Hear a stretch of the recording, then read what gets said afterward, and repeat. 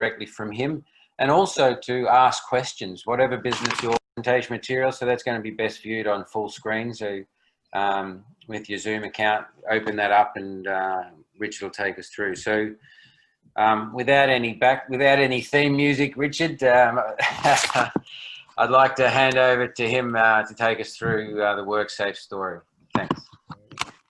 Thank you very much, Andrew, and I hope everyone can hear me, and I'll just share my screen as well. So just let me know if everyone can see that presentation up there. Great. So thank you, Andrew, for that introduction. Good morning, everyone, and thank you for the invitation to come and speak to you all this morning at your event. As Andrew said, my name is Richard Anderson. I'm the Program Director for WorkSmart for Worksafe Victoria. And today I'll be talking to you about the WorkSafe's journey to becoming a more agile organisation. Firstly, though, while it is a pleasure to be talking to you all today, it's also slightly daunting. I'm based in Melbourne. I'm coming up to 2 months of stage 4 lockdown. So with limited human and social interaction, I must admit it's a bit overwhelming to be talking to such a large group of people this morning. Not only that, the struggle was real, as I actually had to go and try and find a shirt to wear. And what's even worse, I actually had to get the iron out, which is the first time I think I've used an iron in about 6 months. So I feel very privileged to the lengths I've gone today to enable this presentation. But I'm sure I'm not the only one in that situation at the moment. So anyway, let's get started. And as Andrew mentioned, at the end, there'll be opportunity for questions, but also feel free to raise questions during the session as well. So, sorry. So for those of you who don't know who WorkSafe Victoria is, and I'm sure as small businesses, you should know who WorkSafe is, but we are the state regulator of OH&S and workers' compensation, and we have 2 key objectives. The first one, most importantly, is around preventing workplace injuries and illness. And secondly, just as importantly, it's helping injured workers return to work and return back to work. We have over 1,300 employees across 12 offices located across metropolitan Melbourne and regional Victoria. And while over the past few years, we've actually been transforming how we interact with our public and clients, we have also over the last 4 years been transforming the way that we work as an organisation ourselves internally. So how did WorkSmart come about, and how did this change come about? As Andrew mentioned in his introduction, the relocation of our head office is a government economic initiative from Melbourne to Geelong, and the transition of 850 roles to Geelong provided the perfect opportunity to not only move into a new head office building, purpose-built building, but also an opportunity to change our culture and create a progressive, contemporary organisation. WorkSmart was not only about changing how we work in our head office location in Geelong, though, it was about how we create a standard, what I like to call McDonald's way of working across all of our offices. When I say a McDonald's way of working, it's that experience that you have when you go into a McDonald's. You know what a McDonald's looks like, you know what the service is going to be like, you know what the food's going to be like, you know what a Big Mac's going to be like when you order it. WorkSafe, what we wanted to do was create that same experience without the Big Macs, in terms of I could go into any one of our WorkSafe offices and as an employee know what a desk looked like, know that my technology would work in there, know how to use the printer in that office. So creating that standard, consistent way of working across all of our locations.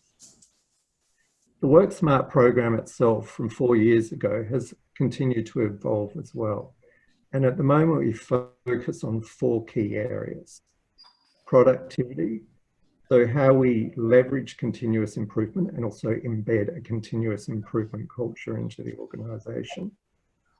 Collaboration, so what are the routines, tools, physical environment that we need to enable and encourage collaboration amongst our employees.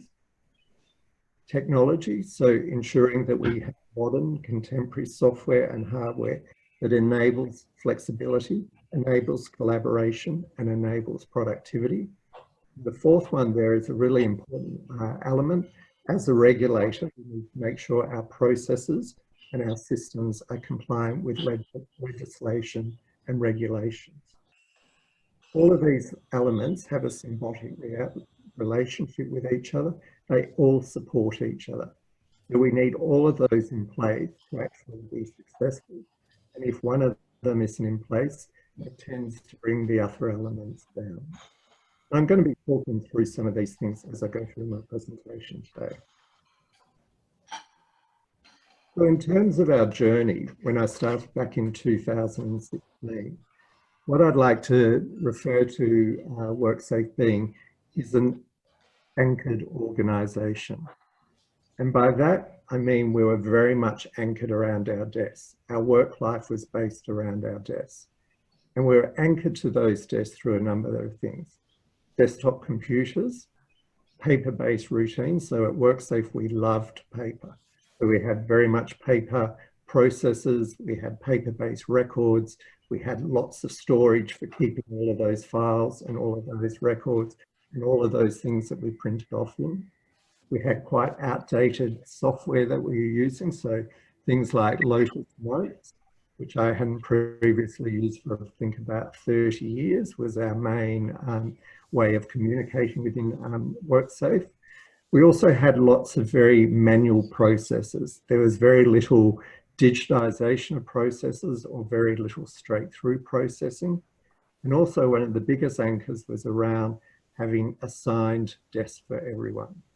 And pity anyone who would come into a floor and sit in someone else's desk. It was very much a tribal relationship on every floor that people had, these are our desks, no one else could use them. So through all of those things, we were very anchored to a particular desk, we were very anchored to a floor, and there was very little cross collaboration across the organisation. So through WorkSafe, WorkSmart, what we were trying to do is create a much more flexible, agile, collaborative organisation. And there were simple ways that we were looking at doing that. So on the right-hand side there, what you can see is the things that we started to look to implement as part of WorkSmart and where we are today. So things like portable devices. So rather than having desktop computers, everyone now in WorkSafe has a laptop or a tablet type device. We worked through Paperlite, and I'll talk a lot more about Paperlite in the presentation, but how do we actually move away from our reliance on paper? That can be simple things like, you know, I used to refer to WorkSafe, particularly in head office, like blue tack city. In terms if there was a surface that stood still long enough, something would be blue tacked to it, whether it was about a morning tea, an upcoming event, some of our latest advertising, etc. It would be blue tacked there.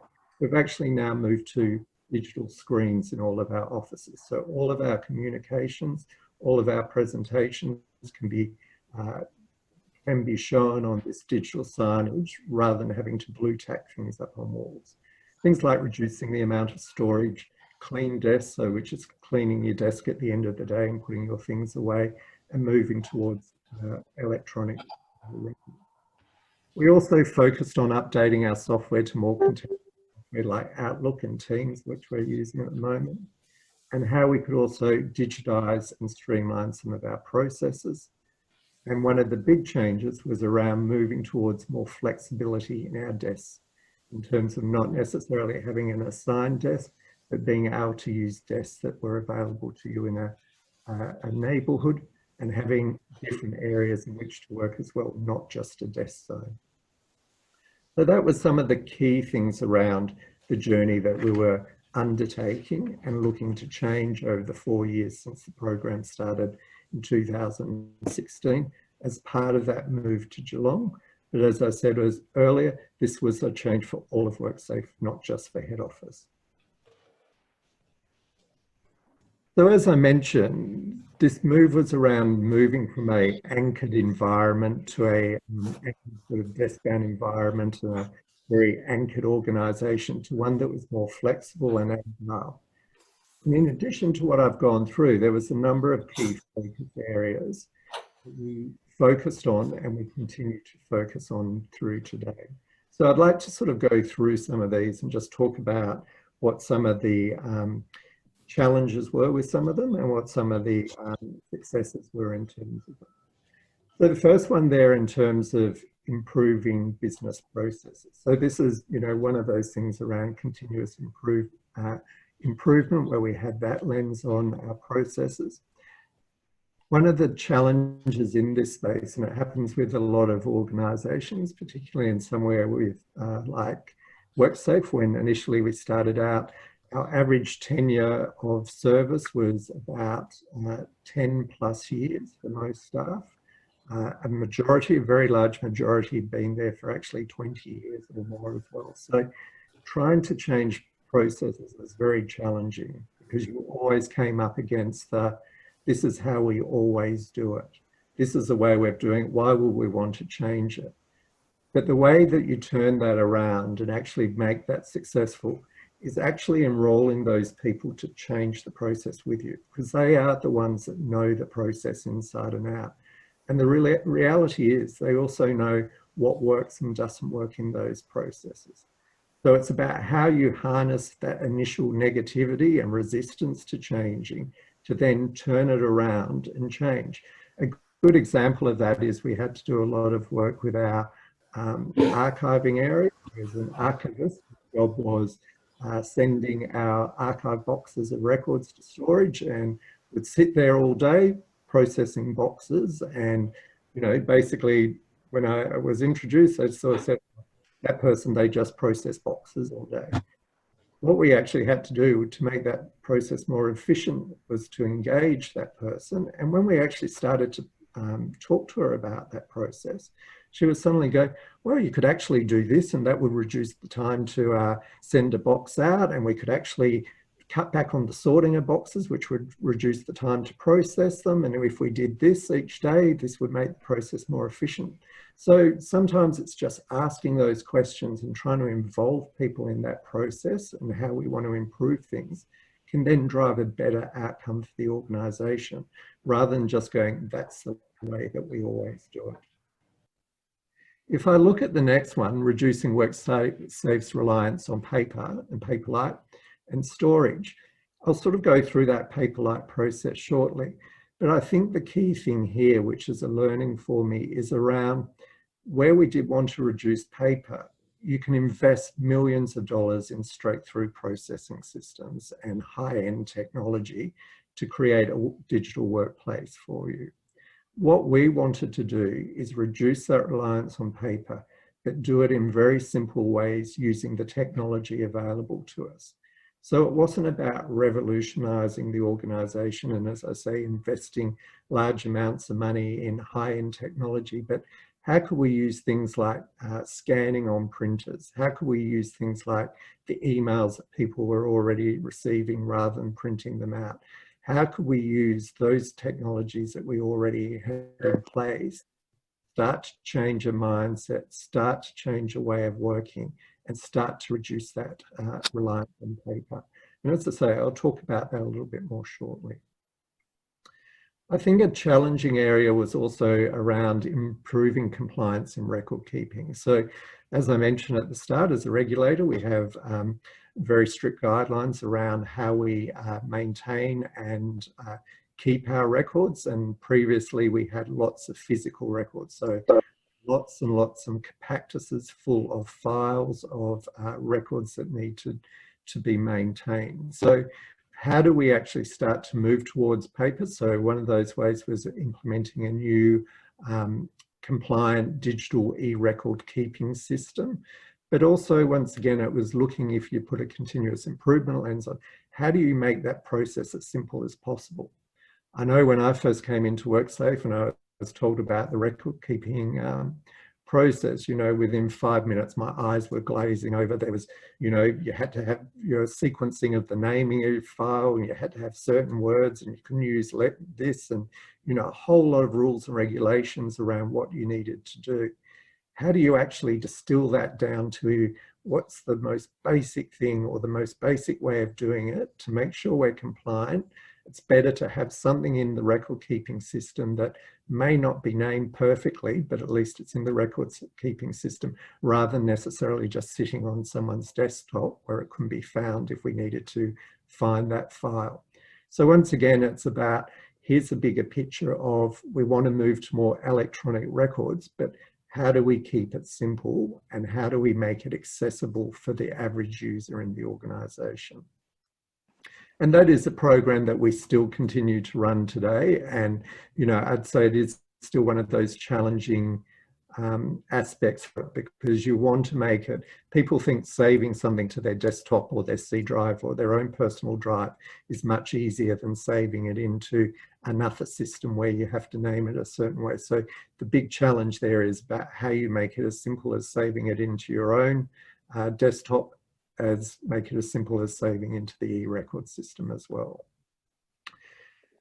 The other thing, the last three aspects there, most probably are almost grouped together, are most probably areas that we had a lot of success with as part of the WorkSmart program, in terms of creating that welcoming work environment, enhancing collaboration, and improving the routines which support alternate ways of working. And they're most probably all slightly interlinked with each other, in that they're around how you create a more flexible and agile workforce. So as I mentioned, originally we were quite a desk-based organisation. So how do you actually start to encourage people to be more mobile in the office, more flexible, move around the office, not be at their desk all day? And, you know, I always used to say to staff in Worksafe, how many organisations do you actually get to work for where they say to you, do not sit at your desk all day, get up, move around, use different spaces? So this was all about how we change the physical space to create focus areas or quiet areas for working, or areas for meeting, areas for collaborating, and then also your desk area as well.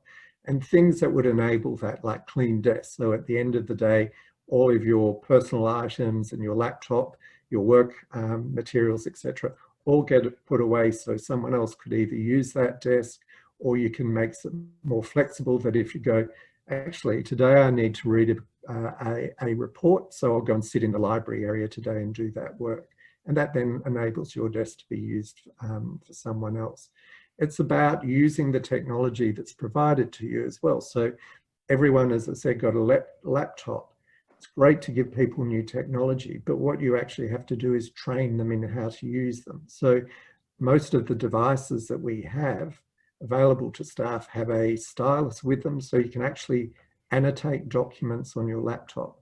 So rather than the old way of, I've got to print the document out, I write all my annotations on, and then once the meeting's over, I throw it out.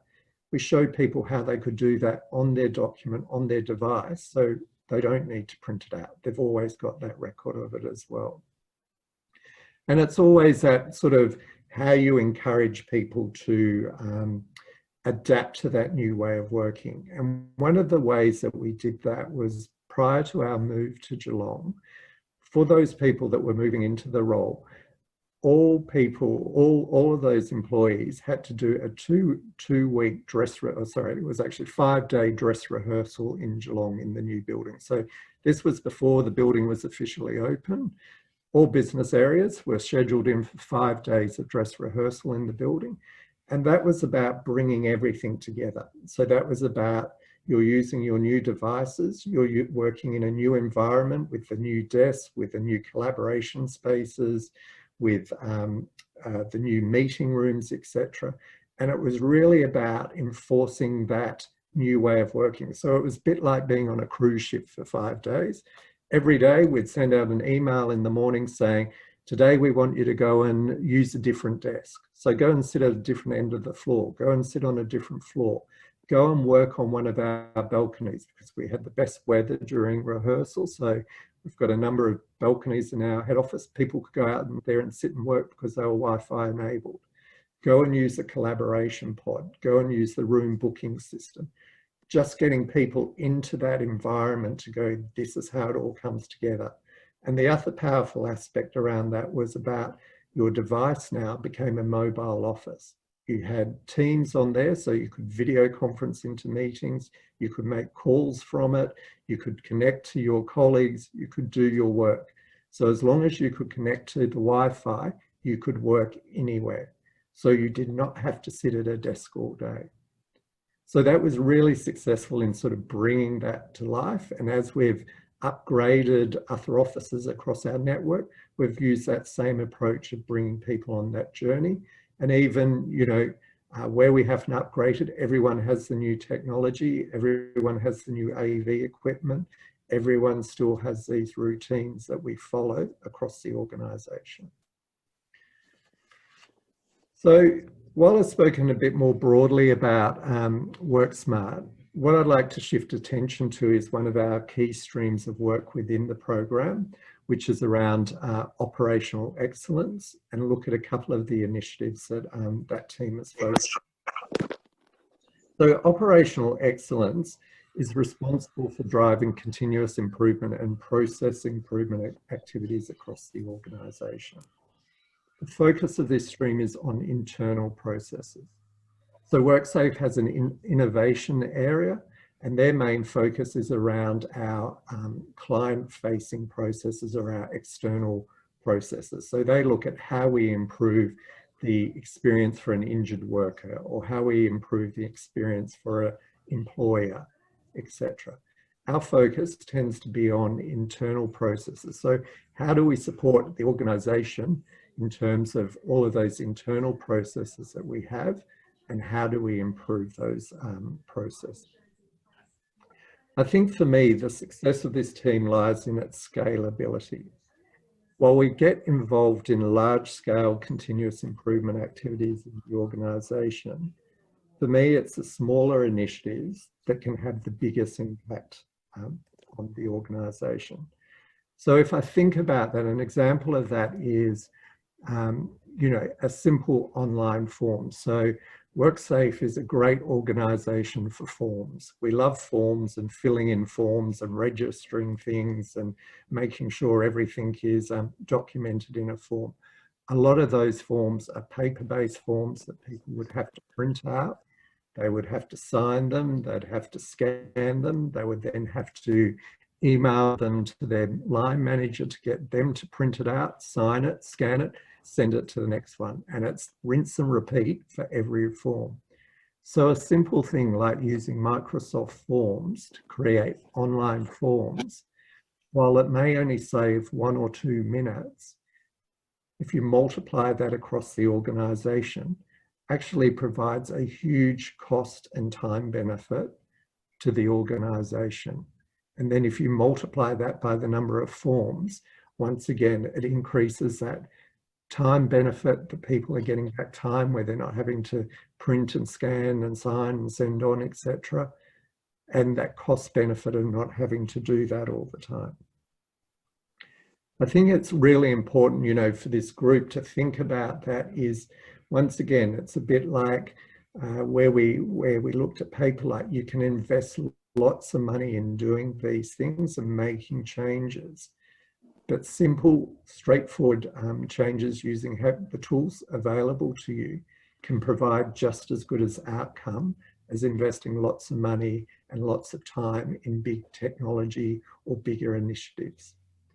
I think as part of that continuous improvement, we always try to look for a number of objectives in whatever we're doing. And it's normally multiples of these things, but it is around how do we drive productivity and efficiency in what we're looking at and what we're doing? How do we improve employee engagement and retention? And it's simple things, once again, like, you know, where people get sick of having to print out forms or work with lots of paper or be bound to desk because they've got all of these paper-based files and processes. So where you can actually improve them, make them more online, give people flexibility, actually helps improve your employee engagement and retention as well. How can we improve collaboration? How can we connect the organisation and people more easily? Importantly, once again, from our point of view as a regulator, how can we make sure we're compliant with what we're doing? So always when we're looking at redoing processes or as part of continuous improvement and process improvement, we always have a very strong compliance lens on what we're doing. We need to make sure that we're compliant, that those processes meet the requirements that we need to from a compliance perspective, that our systems are compliant as well. And, you know, that common one that we always look for when we're looking in continuous improvement is around how we can decrease the time for that process and how we can decrease costs for the organisation as well. But my takeaway from that work is very much around, you don't necessarily need to think big. It can be small, simple changes that can drive productivity, can drive cost saving, and more importantly, can really impact your employee engagement. And people are suddenly go, oh, thank God I don't need to print that form out anymore. I can simply do it online. It actually has a really big uptake in the positivity and the impact on staff. So in terms of our model that we use for continuous improvement, you know, like anything, there's lots of models out there that you can use. So, you know, there's things like Lean and Six Sigma, etc., and lots of different models available. It's about finding a model that suits your business and suits what you're looking to do in your business. Once again, and this is a theme for me, my advice is you keep it simple and uncomplicated. Less things, the simpler the model you use, the less things that can go wrong. And also it makes it easier for you to get your staff to adopt that continuous improvement mindset as well. If it's not overly complicated, people can easily adopt those things, remember what they need to do, and look for their own opportunities in what, how they can improve processes. So as I say, our model is pretty straightforward in terms of 4 steps around planning, doing, studying, and then acting. You know, the planning piece in any activity is always really important. It's around making sure you're clear about defining that problem and what the improvement opportunities are you're looking at. It's around making sure you also select the right team to sort of look at that problem with and trial that problem with and work out how you're going to fix it as well. And I think, you know, with any piece of work that you're doing in continuous improvement, it's also really, really important around understanding that current situation, analysing it and establishing a baseline of performance that you can then measure against and track that improvement. And as part of that work, it's then also identifying what some of those potential solutions or actions can be that you can take to resolve the issue or drive the outcome that you're looking for. The subsequent steps are pretty, so there's a lot of work done in the upfront planning phase, and then, you know, the subsequent steps are fairly straightforward in terms of implementing it in a pilot form, testing it, looking at the results, are they what you expect, understanding what those results mean, and then feeding changes back in to improve the process further. Then once you're happy with that, actually implementing it in a standardized way and rolling it out more widely across the organization. This model can be something that might be specific to an individual or a specific team, or it can be something you can apply to the whole organization as well. As you go through looking at those ways of solving the problem or potential solutions, there's most probably a couple of key things that you can look at in terms of practices around things like tasks, in terms of removing unnecessary tasks. Can you combine multiple tasks into one larger task to improve efficiency? Are there physical things you can do, like you know, applying new technology to the process or reducing handoffs in a process? Most importantly, you know, it goes back to the experience, as I mentioned earlier, about trying to change processes, empower the people in those processes to make the decisions. They know what works best in a process and how to improve it.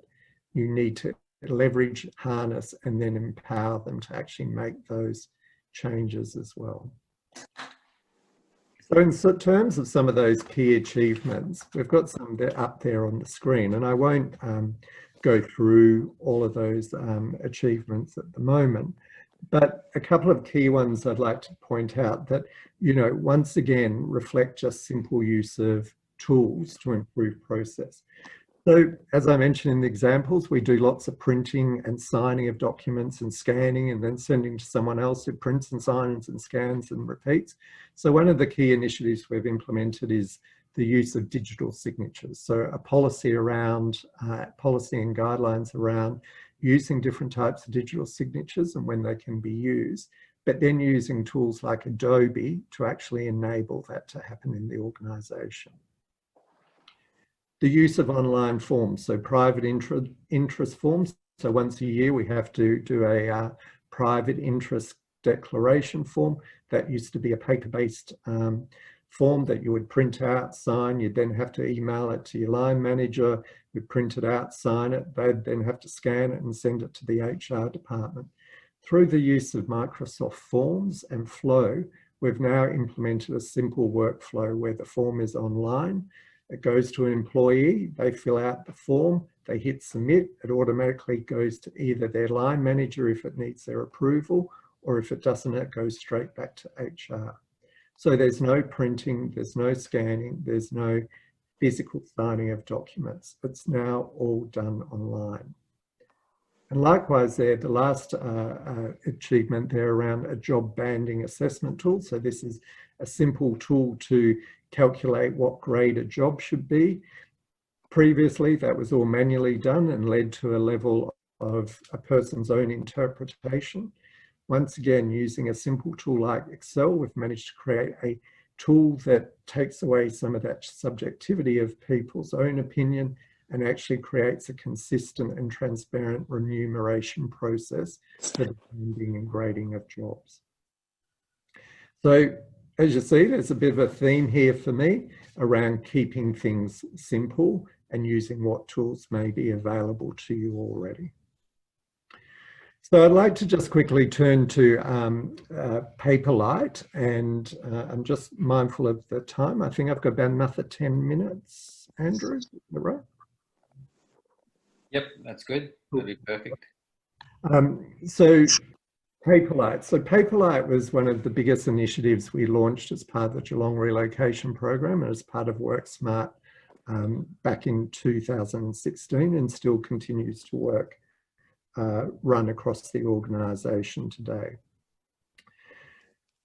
So as I mentioned, paper was one of the areas that kept us anchored to an organisation. We love paper, we love white binders, we had thousands of white binders, we loved tab dividers to go in between all of those pages. We loved all of the stationery. At our old head office, every floor had 2 stationery rooms, and it was like walking into an office works. There was every conceivable type of post-it note, paper, binder, divider, industrial size, hole punches, binding machines. It was, you walked into there and you knew this was an organisation that had a love affair with paper.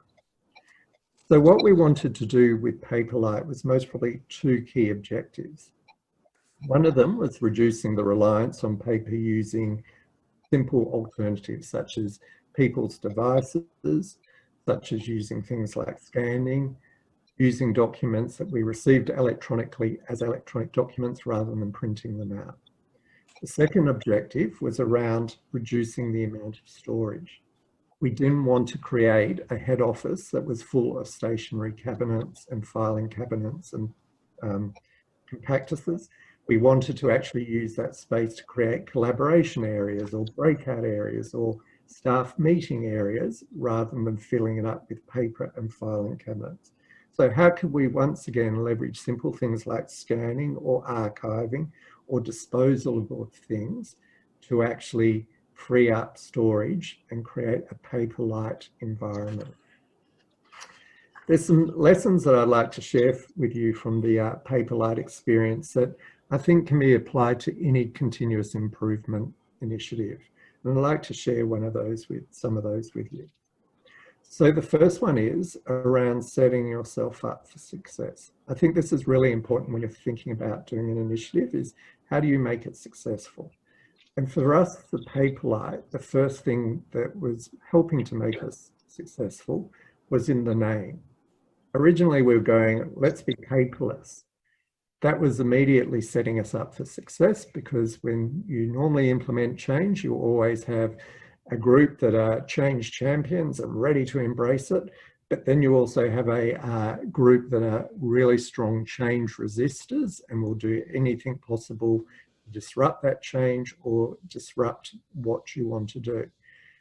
Calling ourselves paperless was setting us up for success, because as soon as you had a piece of paper in your hand, someone would go, oh, you're not paperless, you've got paper. Oh, does that mean I can't have a notebook?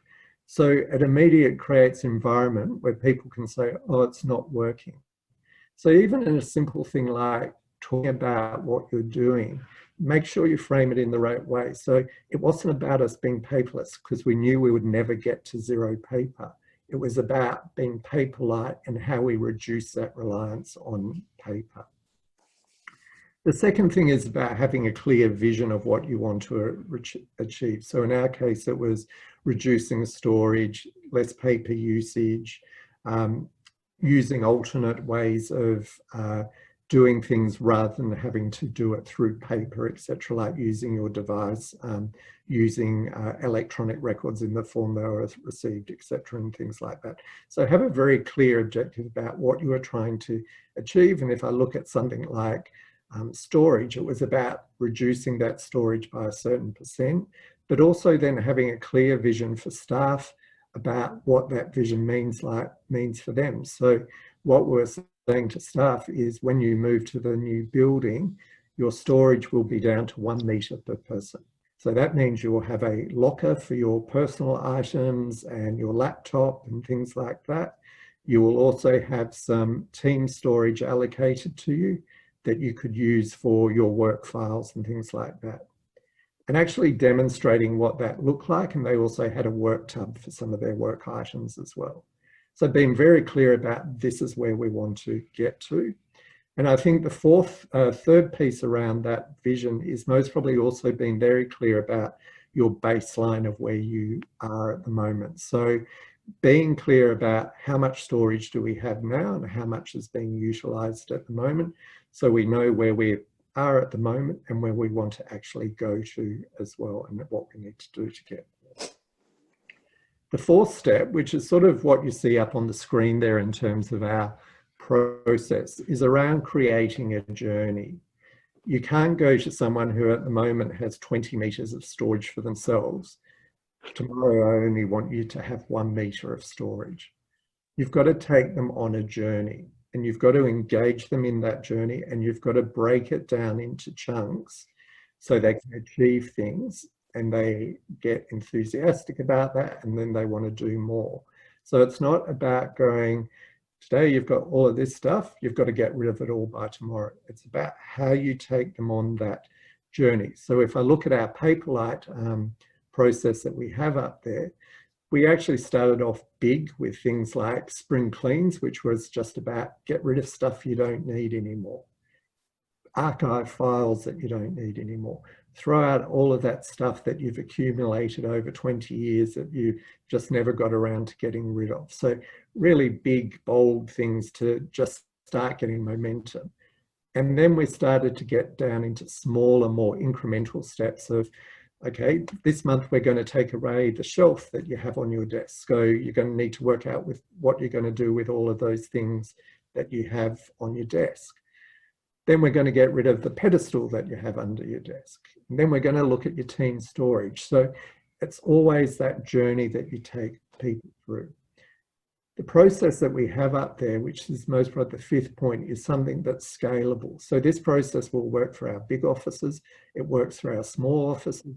And you can also just apply it to an individual as well to just work through that process to get to an end point. And it's really important that people see that process up front and that journey of where you want them to go and where you want them to get to at the end.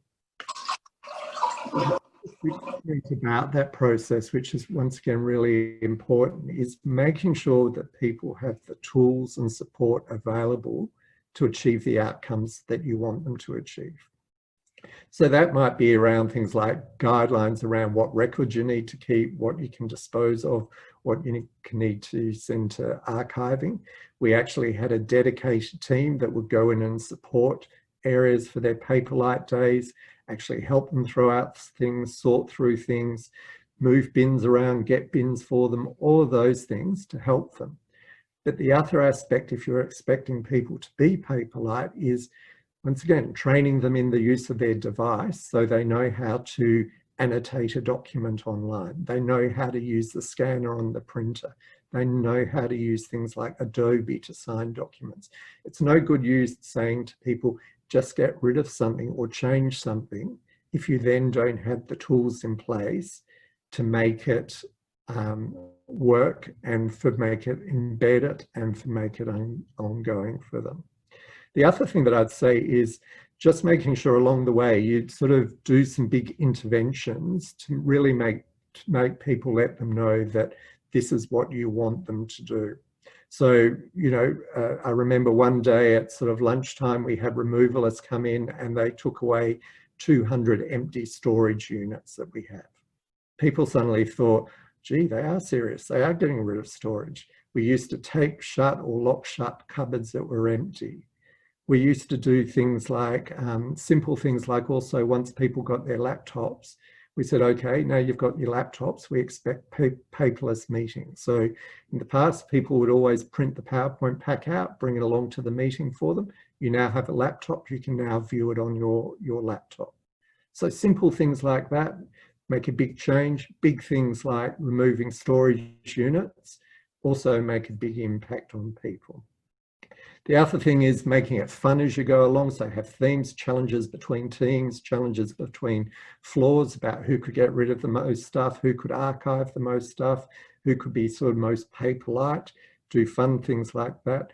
But as I said before, most probably the last thing is around putting interventions in place to make sure that you don't go backwards or revert back to old ways of working again. So in terms of outcomes from our Paperlight, what we've got up here is our outcomes from our head office move. So just quickly, in terms of storage utilisation, we originally had over 6 kilometres of storage. Post Paperlight, which ran over sort of an 18-month period prior to our move, we reduced that down to about 1.1, 1.2 kilometres. So we reduced our storage by almost 75% ahead of the move. We actually removed about 14, 15 tonnes of rubbish from our head office location. So like anyone who's been in a house for a long time, you accumulate stuff. We'd been in our old head office for 20 years. There was a lot of stuff to get rid of. But 15 tonnes of stuff was thrown out. That would have been 15 tonnes, most probably about 5 removal trucks of stuff we would have had to have taken to Geelong if we hadn't done this program of work. Likewise, in terms of our records, we sent over 13,000 files to our third-party archive storage, which was about 1,500 boxes of files went out. Once again, if we didn't do this, all of that would have been a cost to move that to Geelong. It would have filled up our building with more storage. And even in Geelong today, with the storage that we have, our storage is most probably at about 50%, if not less capacity. So we haven't reverted back to what we went to when we were in our old head office. And to give you a sort of bit of insight of what that actually looked like, on the left-hand side is sort of before, in terms of that's what our old offices look like. That desk in the top left corner is most probably a pretty clean desk from our old Worksafe. But as you can see, lots of files, lots of paper, you know, shelves on the desk for storage, filing trays, lots of things like that. And then below that, you know, one of the many hundreds of compactuses that we have, once again, filled with files. Now what we've moved to in our new building is actually a simple desk setup. So this is our standard sit-to-stand desk setup, dual monitor, keyboard, mouse, a docking station for your laptop. So that's how a desk gets left at the end of each day. Enables people to use multiple desks. And then below is a sample of team storage. So a huge change from where we were to where we are today. Just to wrap things up, I think one of the key things to take away from today, apart from trying to keep things simple, is most probably just with our model, as I mentioned earlier, is the interconnectedness of those aspects around technology, compliance, collaboration, and productivity. If I look at something like Office 365, which is something we've implemented, it supports things like compliance through things like being able to securely share information with internally and with external parties. It enables collaboration by people being able to get into the same document and make changes and collaborate on things. And even productivity, once again, it's leveraging those tools in Office 365 to streamline and automate forms to improve process and improve productivity in the organisation. So it's really important when you're looking at change, think about all of the aspects. It's not about the process, but do you also need to make environmental changes? Do you need to make changes to your technology, to how people actually perform that task as well? Think about it holistically rather than just the process itself. And then finally, just some key learnings up there. And once again, I won't go through all of those, but a couple I'd like to sort of call out that I think are key is around things like piloting and trialing things. So, you know, it's always good to identify early adopters that you can work with, that can be the first one to use the process, that you can actually say, we've made this change and Richard's actually using this process now and using it successfully, etc. The other thing, I think it's really important that you do engage your employees and get their buy-in. They are the ones that know process well. They're the ones who generally have lots of ideas. Listen to those ideas, incorporate those ideas. Make sure you take them on that journey of what you're trying to achieve, so they know what the end goal is and they can be part of that journey with you as you go through that process with them. And I think the other thing is around, you know, if you're going to do it, make sure you're doing it properly. So, you know, really think about what is the change you want to do, and don't do it in a sort of half-baked way. You know, really think about what it is, the change, that holistic view, and make sure you invest the time and the money in doing it properly so you get a quality outcome and you get a good outcome for what you want to do.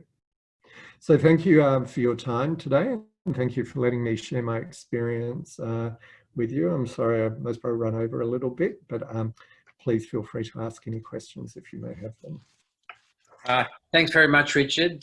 And thanks also to your support team, Ria and Susan, who I know also put in a lot of work in preparing and developing that presentation. Fascinating story. Thanks, Richard. I was taking notes. I've got a couple of pages here, just insights and ideas. You know, the size of that change was quite monumental, and really loved how you used the change as an opportunity to really make a step change on a lot of things: productivity, the collaboration, your technology, these sorts of things, not just doing a change, but actually what can you build into that.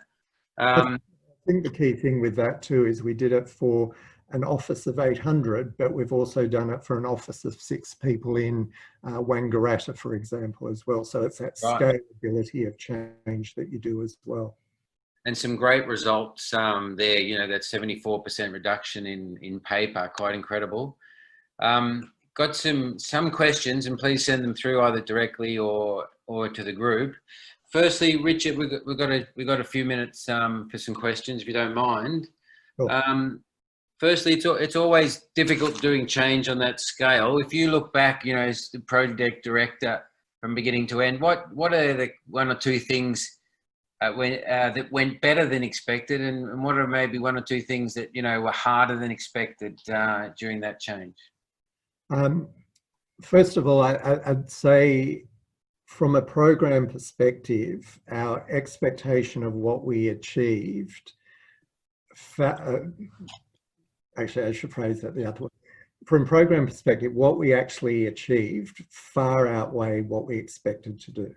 So in terms of the change of the organisation, in terms of becoming more flexible, adopting new ways of working, far exceeded what our original expectations were.